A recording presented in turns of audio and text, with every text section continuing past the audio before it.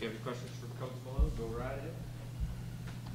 So, Coach Morris talked about the four things before half, before half. Right. Have you guys come up with an explanation for why that happens? Or is that just a matter of point of emphasis? Well, I think it's just a point of emphasis. There's to figure out why it happens. I don't know, because there's been situations, games where we've been successful.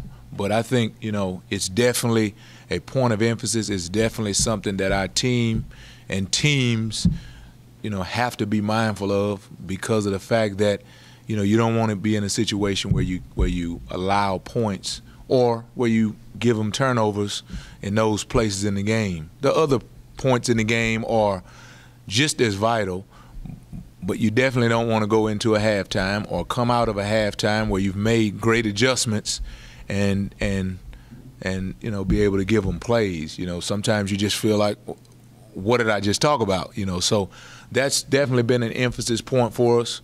But as you play with as many young guys, and I've said it before, as you play with as many young guys as we do, you're going to have mistakes, and you can't take those kids to the woodshed and give them a spanking when they make those mistakes. You just got to make sure that they learn from them. And in terms of interceptions that you guys have done and turnovers caused, what's been the secret behind that? Again, I think it's no. You know what? I'm gonna change this response. Is that something that's in their head now? No, I'm gonna tell you the truth. I'm gonna tell you the truth. It's magic. No, it's seriously. We've emphasized it as a staff. We've emphasized it, and from the spring going into the fall camp, the emphasis placed on it, and our guys, in this program, Coach Morris said it the other day, it's been a situation where we have emphasized things and we've really shown these guys and given them a vision. And we're in a place now in this program where they've seen it come to life. And that's what happens, and that's what has happened with the turnovers, is our guys, we continually preach something.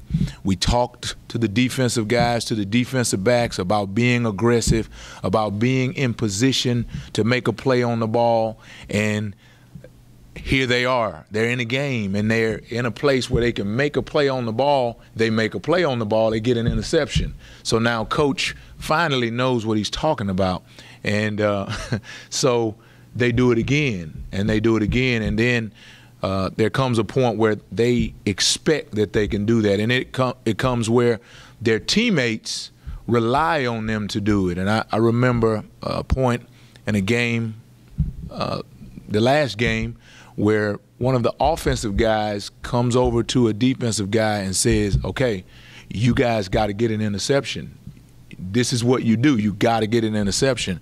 And of all suspects, Zelt Minor got an interception. He wasn't a guy that you draw it up on the board to get the interception, but still there's a belief in us being able to do that. And, you just have to make sure that it carries over into everything that you do, and that it carries over into every game, no matter the opponent.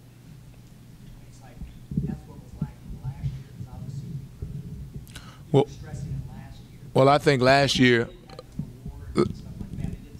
right, they didn't see it, and last year we were working really hard just to be able to get ourselves into position. You have to, number one, be in position to make a play, but then when you are in that position, there are some people who make the play and there are some that don't. And many times if you can get into position, it's all about your mindset.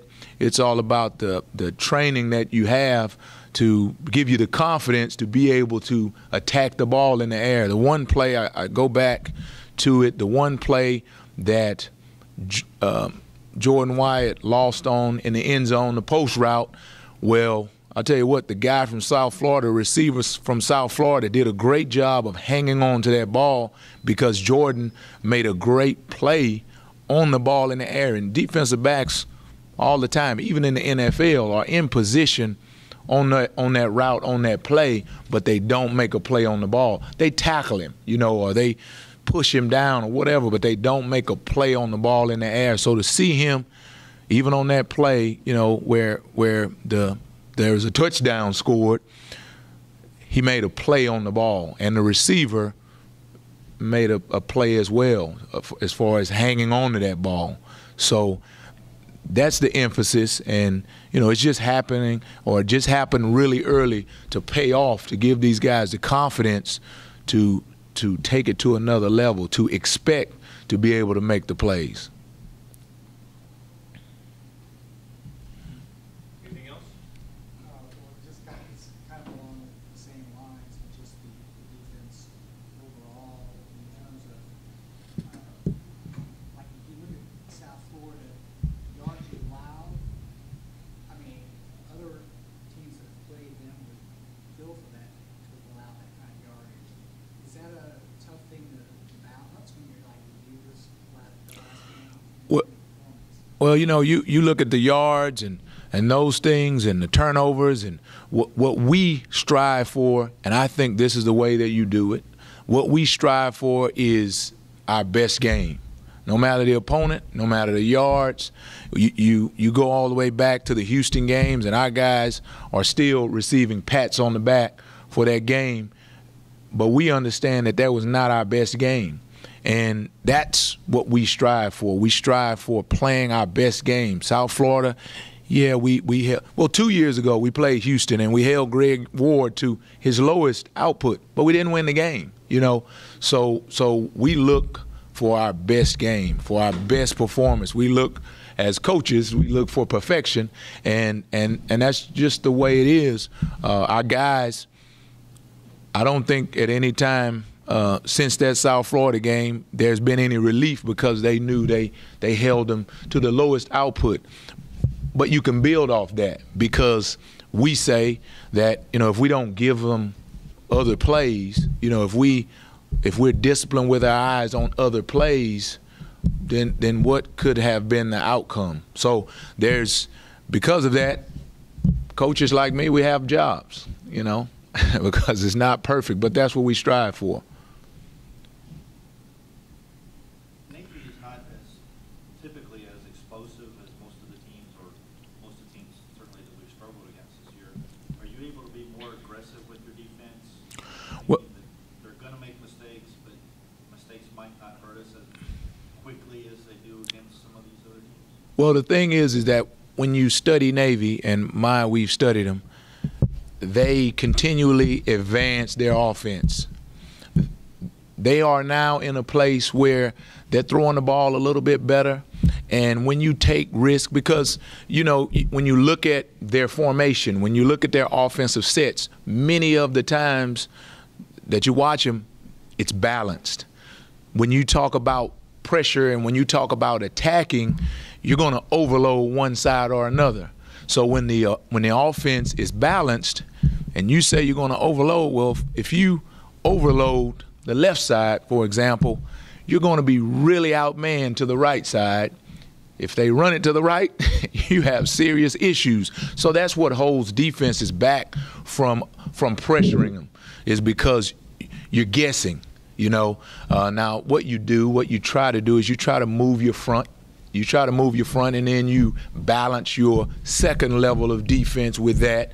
And any movement kind of throws them off balance, because they look for defenses to align, and they want you to align like they align in a balanced situation. So if you just offset your front, if you just move your front, that's just like a blitz to them. So I'm an aggressive play caller, and I spend a lot of my time creating blitzes, and so it's a little bit of a withdrawal for me not to be able to pressure like I'd like. But I do understand that just a simple movement of the front, sometimes 1 or 2 man movements, really gives Navy gives them problems. So I along with the staff, will have to continue to come up with ways to disrupt their blocking patterns, because, like I said, 1 or 2 man movements, it really throws them off.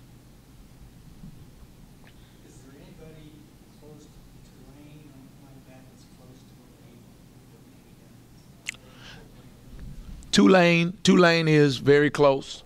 Navy employs a triple option. So you got an option of you're going to hand that ball off to the fullback. So you have to account for him with second-level players, essentially.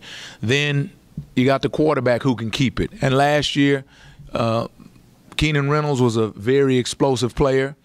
Well, the new quarterback, this Worth, is, man, just as explosive. He throws the ball a lot better than, you've seen Navy quarterbacks over the years be able to do. So he really gives you fits. But him having the opportunity to carry the ball, the fullback carrying the ball, and then the opportunity to be able to pitch the ball. Everyone has to be assignment sound on every single play. They are now, like I said, the offense has continued to advance, so they're now getting you into different formations other than the balanced looks. So it is very important that our players understand that, number one, we have to be assignment sound. Number two, we have to do things to disrupt their pattern, because Coach Morris said it earlier, it's a four down situation. Well, on first down, if they get 3, and second down, if they get 3, you got to get them off that track, off that pattern. We have done a great job throughout the season of creating lost yardage plays. We're going to have to do that. We've done a good job of that, as we talked about, of stealing possessions from offenses. We're going to have to do that. And if we can do those things, then we give our offense an opportunity to capitalize and to put Navy in a situation where they are, where they are trailing. Now, they've trailed in some games, but we feel like that's the biggest chance that we have, is to be able to get them out of the tit-for-tat situation where you go 1 for 1, score for score. We have to get them operating behind schedule within the series, but then on the scoreboard.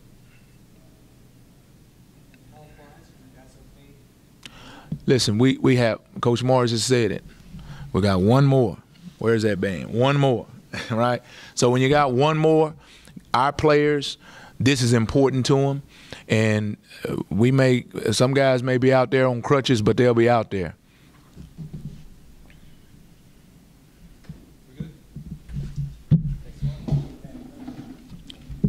You got any questions?